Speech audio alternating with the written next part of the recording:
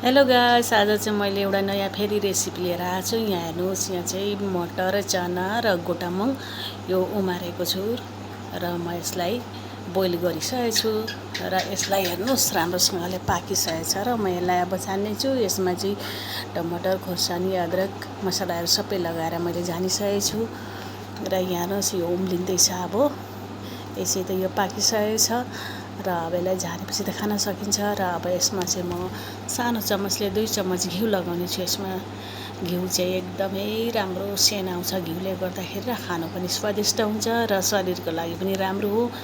यो झोल हालेको कारण चाहिँ यो झोल पिउँदा चाहिँ साह्रै राम्रो, झोल साह्रो टेस्टी हुन्छ। र यहाँ हेर्नुहोस् यो पाकिसकेको छ र तपाईँहरू पनि यसरी बनाएर खानुहोस्, साह्रै टेस्टी हुनेछ। यहाँ हेर्नुहोस् मैले घिउ हालिसकेँ र यसको मगमग बास्ना चलिरहेछ र तपाईँहरूलाई पनि यसरी बनाएर खाँदा तपाईँहरूले एकदम खाउँ खाउँ लाग्ने हुन्छ। र यो बिहान चायको नास्ता तयार भइरहेछ।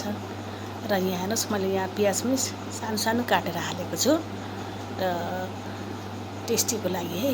तपाईँहरूले पनि यसरी नै खानुहोला, इन्जोय गर्नुहोला र फेरि अर्को भिडियोमा भेटौँला। अहिलेको लागि चाहिँ यति नै, बाइ बाइ।